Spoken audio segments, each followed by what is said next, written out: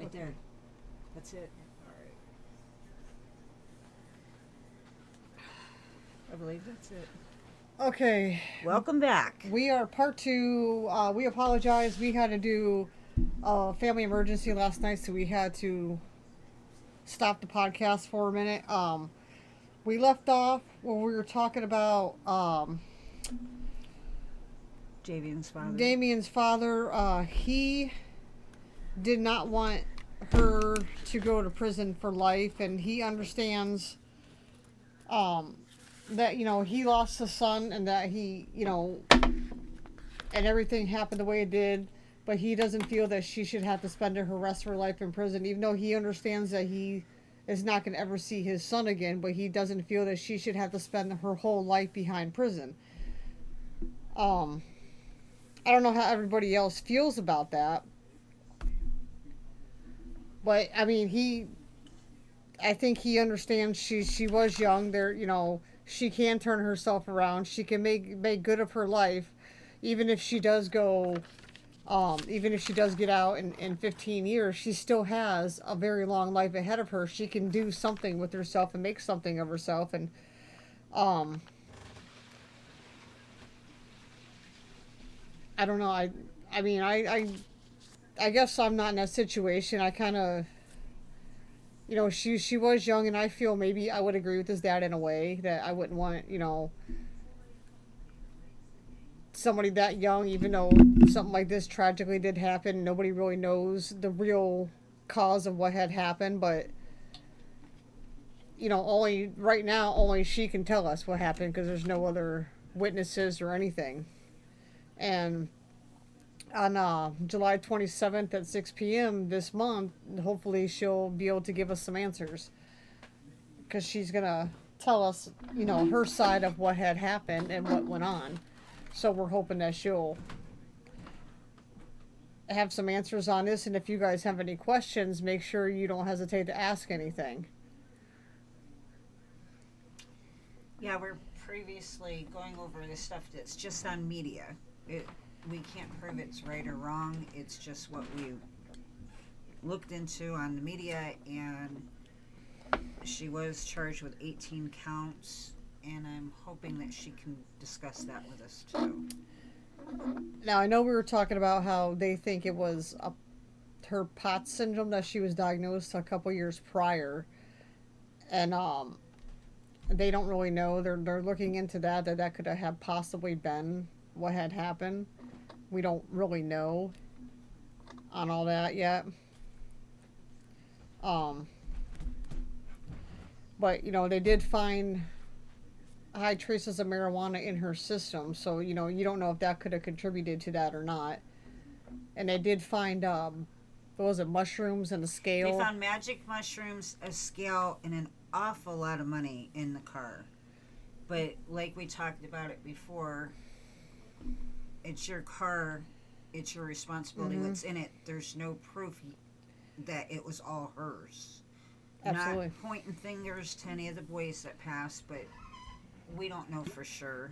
I didn't see anything in all the research I did that said they looked for fingerprints on anything, so I don't know how they can just, except for if they went by it's her car. That's how the law is too, though. They looked at it's her car. She is the driver. She is responsible for everyone and the vehicle. So that's usually how, like, if you got pulled over and they found mushrooms and nobody said whose it was, the driver would be charged, no questions asked, because that's it. They said they would ask whose mushrooms. Nobody answers to it. Then the driver, they're not going to ask you more questions. Yeah, the driver if you automatically. weren't aware of that, if someone has any paraphernalia for drugs and that, you are in trouble. If anything, it's anything at all, even that's if it's illegal. Just a pipe that has nothing in it. Even the residue gets you in trouble because it's your responsibility what you let in your vehicle. Yep. If it's your response, even if it's an open bottle of an open alcohol. You're gonna container, learn who's your friends when that happens. Absolutely. Not everybody says, "Hey, that's mine." Sorry. You're right. You're absolutely right on that. But she was charged with 18 counts. For anyone that's joining us today and didn't see the first part. Yeah, she got 18 counts, which I feel she got a lot of counts for something. Well, like we talked about before, they For like this. to pile them up and then just go with a few. But this is overkill. I mean, 1 and 2 is aggravated murder. 3, 4, 5, and 6 is murder. I don't understand how they do that, seeing how there was 2 people that were deceased at the scene. 7, 8, 9, 10 is felonious. How you say that? Assault. Felonious assault. And then counts 11, 12 is aggravated vehicular homicide, which I personally know someone that did something like this and they only served 10 years. Mm-hmm. It was an accident, you know. I think they say it's premeditated because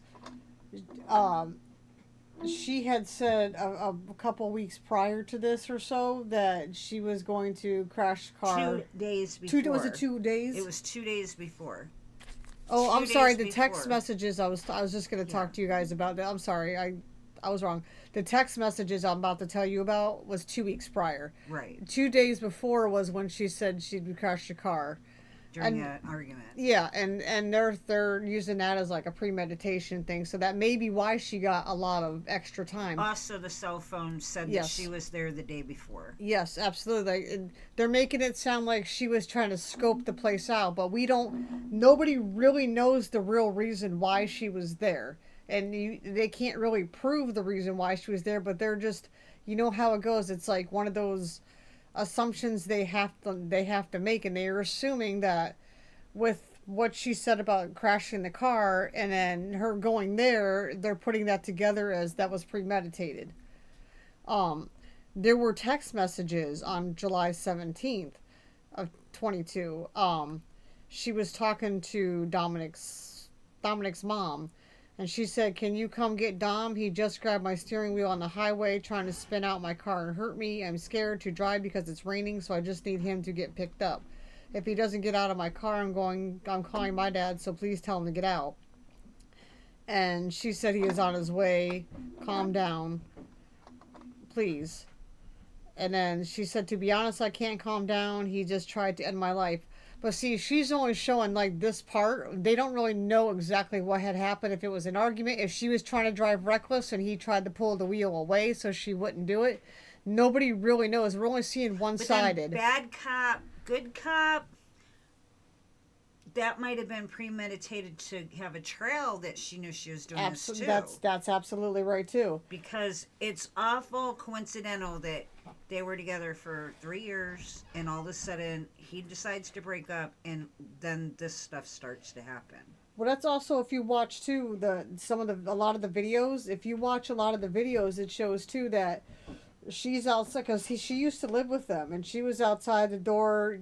He had her on the phone. She was screaming, "If you don't let me in, we're gonna have a fucking problem. I'll key your car." But see, what we're not seeing though is what had happened. She wasn't on the phone. He was recording her.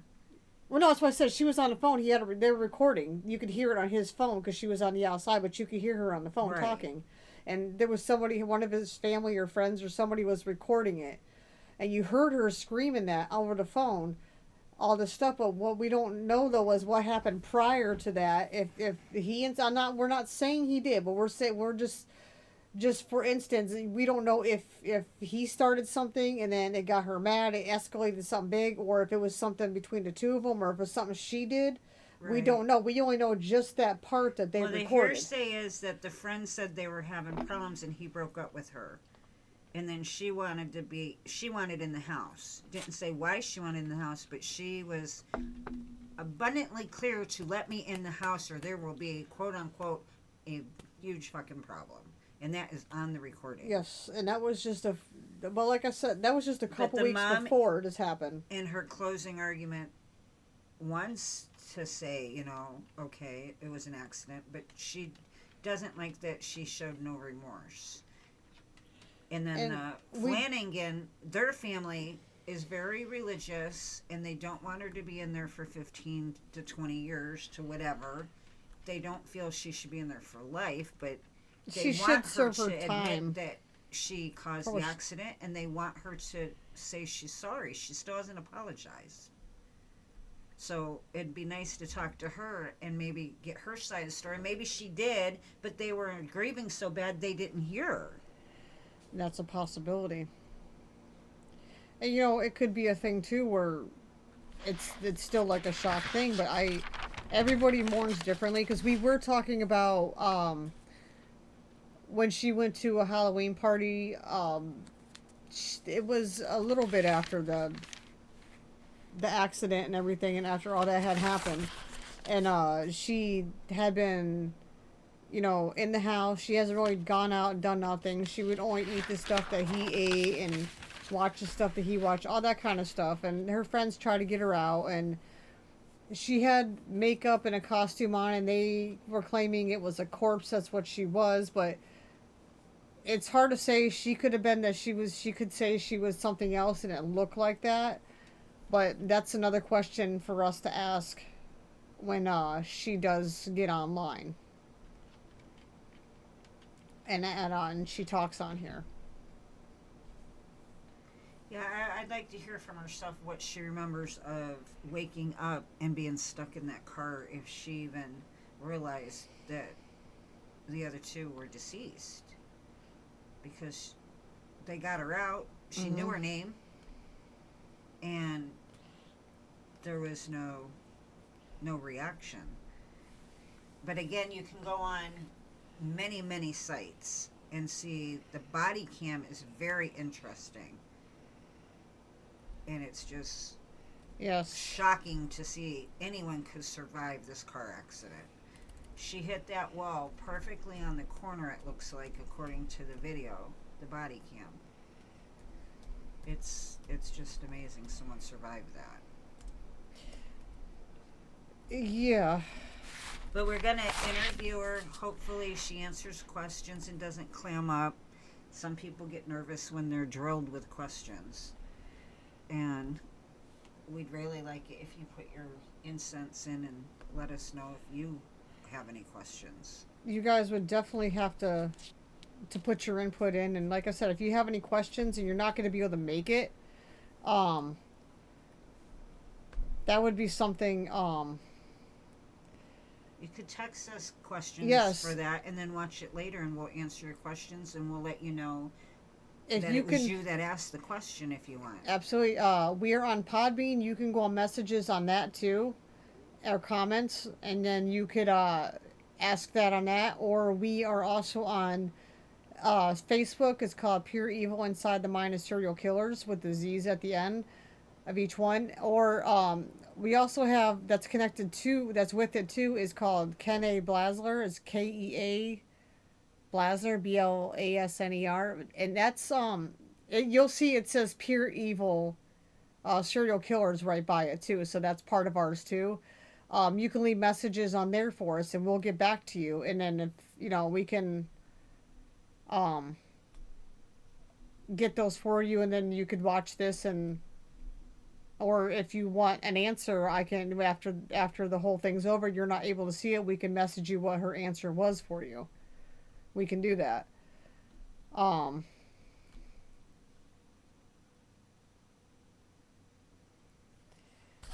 This is a definitely it's the 26th, all right? 27th. We're doing it. 27th. We got business on the 26th, so we got stuff to do on that day. So again, it's about Maknezie Shirilla. She was 17 years old. She hit a wall going what they estimate approximately 100 miles an hour. Her boyfriend at 20 years old, Dominic Russo, passed away, DOA, and then unfortunately a passenger who just happened to ask for a ride at the last minute, Devon, he was a football player in high school. They just graduated and was planning on opening a barbershop, and he had been put into an ambulance but didn't make it. So we have two people that passed away. It was only a Toyota Corolla, or Camry, I'm sorry. It's not a very big car to hit a wall at 100 miles an hour. And when they went to take her out of the car, her foot was still on the accelerator, and the speedometer broke at 70-something miles an hour. Yeah. That's just, wow. Yeah. And there is a video on there from where the judge talks, and I mean, I didn't know you could do this, but the judge calls her Hell on Wheels. So she's got a nickname. And Yeah. I didn't know they could be partial like that with the parents. I thought they had to be open-minded. So I'm surprised her lawyer didn't say something about that, honestly. Yeah, she,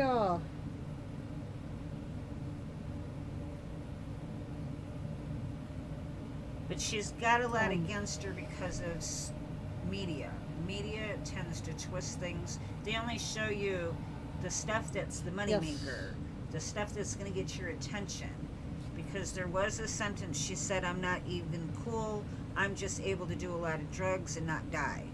They took that and videoed it and then shared it, but they didn't say why that sentence was made, for an instance. They didn't say where they took that out of, what other conversation was out of that. It's like, it's awful coincidental that it's just that sentence that's recorded. well, the prosecutors also argued that there was a 4-day trial, and that the couple had fought and that Mackenzie made violent threats, and of course the one threat, the crash to kill her car with Russo in it, which was Dominic, and then she deliberately did which she ultimately did. They're saying she deliberately did it to end their bad relation, to their, what would you say, they're like They were on and off again. For yeah, it's like a tumultuous relationship. They put, like, I guess they put a bunch of that evidence, that kind of evidence in front of the judge, and that's after the verdict, and they said that there was, like, no doubt that this happened because of the relationship with Dominic. Like, they're blaming it on their bad off and on, like you said. Well, yeah, they were like salt and pepper towards the end. Yes, and oil and vinegar, I should say. They just weren't mixing at the end.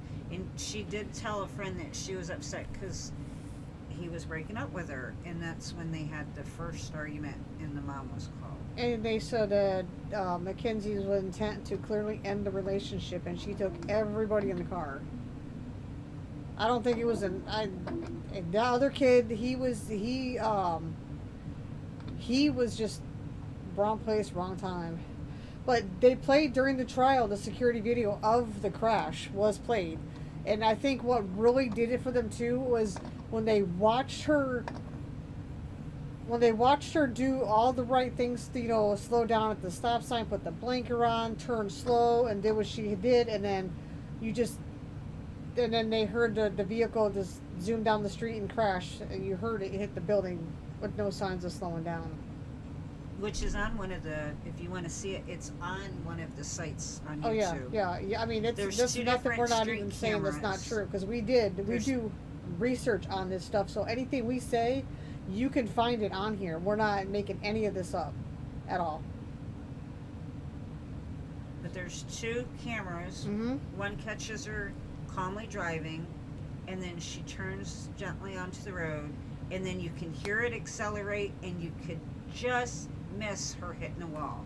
Yep. You see her 8 seconds, and it caused 2 lives. Now, you guys can ask the question too, like maybe something malfunctioned, but cars 2014 and older have a black box like an airplane does, and it records something. Like when there's a crash, it can record anything that's wrong, like how fast you're going, if something malfunctioned with the brakes, anything.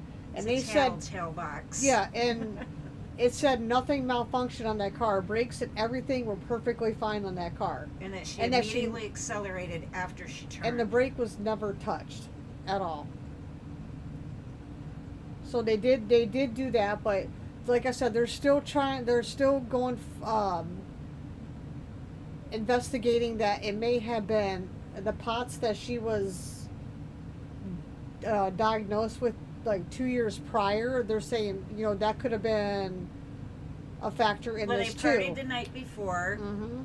She smoked a lot of pot, obviously, for 3 hours later for it to still be in her system after an accident. They stayed the night at the party the night before. So you got the pots, you got the lack of sleep, Yep. you got the 'Cause- partying the night before, and then you got the smoking of the pot. Had to have been recent for it to still be in her system. Well, yeah, because 3 they hours woke up. later. I'm sorry. Yeah, they woke up at 5 a.m.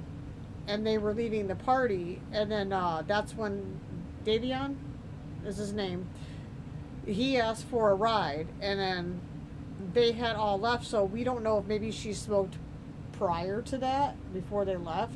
We're gonna, one of our famous questions. That's going to be a question there too. Did you, smoke prior to that? Because I mean, you don't even know if they could have been smoking it in the car. Nobody But really they knows. did, of course, blood tests. Yeah. And they didn't mention anything about alcohol. No, there was no alcohol, no mushrooms in her mushrooms, system. so that with the scale and the actual mushrooms being in the That's why we're crazy saying crash car, there's really you would- we don't know whose they were because it's not in her system, so we don't know if they were really hers or somebody else's in there. But they did say there was an awful lot of cash in the car. Yes. So that kind of locks her into possession, the intent to sell, because But they don't know what she was doing. right, She but could have bought them too. it's looking pretty evil. for It's her. hard. It's hard to say. It's that these So that's are. another question I'd like to ask her. We're like I said, we are mutual. We're not, we don't judge. We're not saying she did it. We're not saying she didn't do it. We're just giving maybes that this baby We're could or maybe discussing couldn't. everything that is On record. on record, everything that's been recorded, everything, just your observation of these videos of the actual body cam, of the court documents that are on there. And she has a site called Save Maknezie Shirilla, and you watch some of the stuff on there too. Isn't it free? It was free. I'm sorry, free Michaela. It's free. Free Michaela Shirilla. That's what it is. Or Mackenzie. I'm sorry. I keep calling Free her Michaela. Mackenzie Shirilla. Mackenzie Shirilla. And it is the officer's body cam the whole time. Yes. It's very interesting. You would definitely have to watch that. And for an officer to see what they have and to say that this was the worst accident they've ever seen. They were actually asking people to stay over from their day shift, from the night shift job into day shift to help with the accident. Correct, because it was, you just got to see the video. You have to watch the video of that too. But we're doing our best to get some answers out of her. We are in 27, contact with her. She's agreed. She seems highly excited excited about to talking talk to about us. it. Absolutely. So we're going to do our best to set it up so that you can actually see her. But we did try this once before, and we talked to James Michael Tina, Monroe, who is now I Tina wanna call her Monroe, Tina. and she did very well on our podcast. And I hope this one turns out just as good as the other one it's has. really interesting to be able to look into this and then actually talk to the person. Yes. Now we So- do sometimes people don't want to do the podcast because we have people like Michael Bear Carson. He has been in prison since like the 80s, and he's not used to this technology stuff, and he doesn't feel comfortable. He doesn't like technology. Yeah, he doesn't like it, doesn't feel comfortable. So we have done one on him. We're always in contact with him too. We've done it with several other ones too. And But those we- are just a we couple read to his name. Stuff word verbatim as he asked us. Yes, and we do specific stuff too, because quite a few of them, we have them show transcripts. Like hers, I mean, we already know the things with hers. We got stuff situated with her stuff that we're talking with her about getting, so we know everything's true. But for certain ones like him and the Freeway Killer and some of the other ones, like Michael Carson and the Freeway Killer, are just a couple that we've done. But just to name a couple, but Michael Carson, he wanted us to read what he wanted. That's his side, but his side is everything is true that he said, because he had to show us proof of everything, because we can't just go by what you say at all. You know what I'm saying? Like we need transcripts, or unless you can show us some.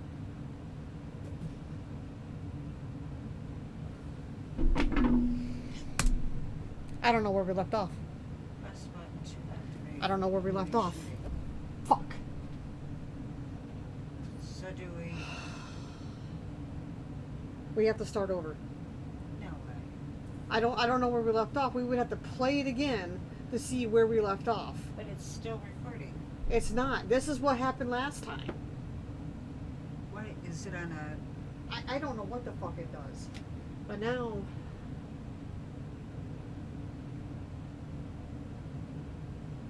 I don't gotta know. scrap the whole thing. No, it says stop streaming, so it's still going, I guess. I don't know where we left off. I didn't see that.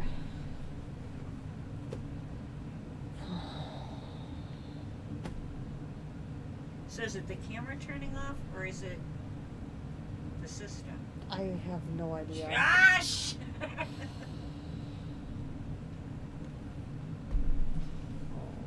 god. So I didn't bump anything. It just does it. Yeah. I'm assuming this is still going. But anyway, I don't even know where we left off. We could have been done Technical this 20 minutes. difficulties.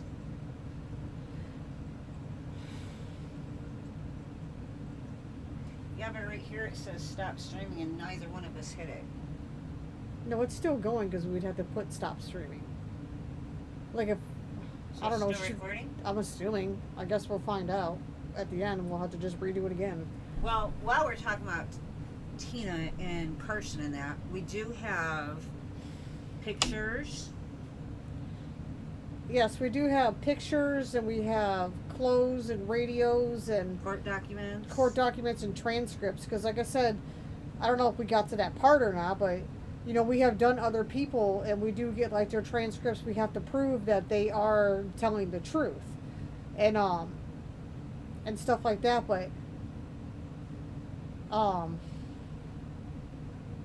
we have to make sure they're telling the truth on everything, and that's, you know, we have to review everything. This just isn't like we can just like say, hey, we want you on our podcast and bring you on. We can't do that. We have to have actual factual stuff before we do it, because I don't want anybody coming on my podcast and lying on my podcast, because that's not what I want. We don't do that. But yeah, as she was saying, he when he goes on the podcast, he does tell about everything that had happened, but a lot of them start from their storyline from when they were younger kids on up. But this story with her is totally different. We don't have to start that far. We only have to start about 3 months maybe prior to when this happened, because we don't need a whole life story, because obviously she's not like a serial killer or anything like that.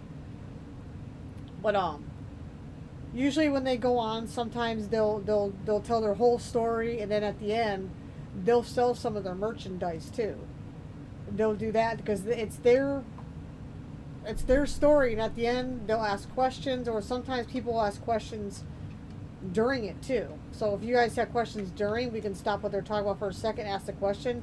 He does his questions at the end, and then he has stuff for sale, which I have here. And then like he was selling like pants he signed, a robe he signed, pictures, he drew pictures he signed, transcripts he signed. So that kind of stuff is for sale. That's you know, a lot of them, that's what they do at the end, is they put their stuff up for sale too after they had told their story. But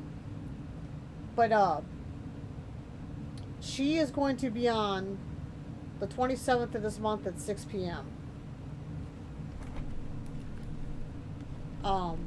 She will be video chatting with us unless something else happens, but we'll still make sure that we're on YouTube regardless, on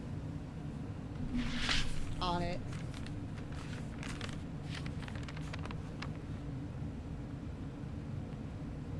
Oh, it was Dominic's dad that didn't want her behind bars, despite his heartbreak. Because we thought it was Davion, this is Dominic's dad. Said he doesn't support Shirilla spending her life behind bars. So he said That's amazing, because I mean they took her into their home, which we need to find out why she was living there, and then when we go on our kills next, her son, and then yeah, want her. yeah. He's more man than me.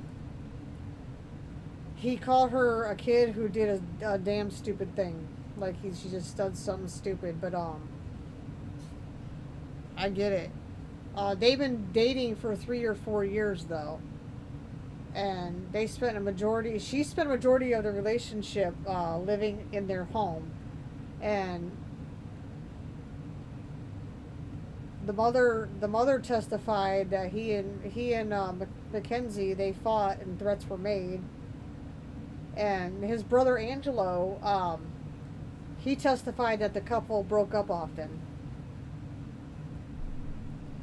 He also testified that she degraded him a lot, so he didn't want to be her big brother anymore because he didn't like the way she was treating her brother. Yes.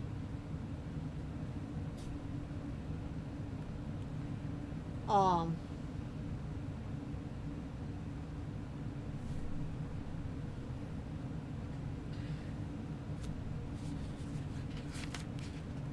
mean, I don't know.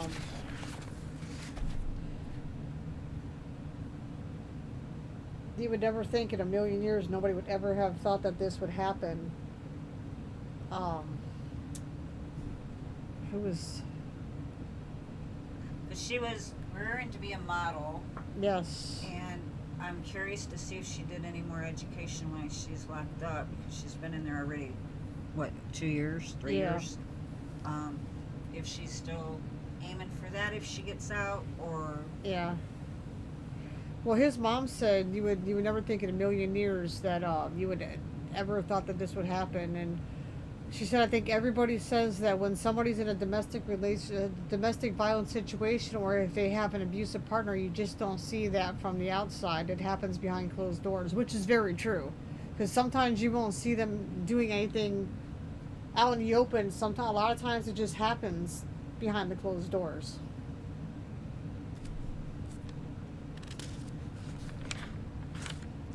But we got lots of questions for her. I'm looking forward to talking to her. I'm looking forward to seeing how she's handling being in a women's prison for 3 years. Davion's dad, he wrote and said that his son was just an innocent passenger looking for a ride. He was friends with Dominic, and Davion was just cargo. He was just a suitcase in the back seat in the defendant's mind. Yeah, the mom said she was treated like luggage. Yeah. Horrible statement. That was one of the prosecutors. Troop, which I'm assuming is his dad. One of the prosecutors he said he was friends with Dominic. So, no, I'm sorry. Troop, one of the prosecutors told WKYC he was friends with Dominic. Okay, I'm sorry. Troop must have been one of his friends. He was friends with Dominic, and Davion was just cargo. He was just suitcase in the back seat in the defendant's mind. So Troop must have been one of the friends.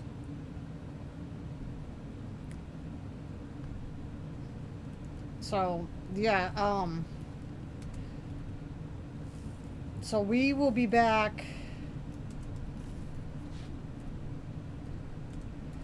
on the 27th at 6 o'clock.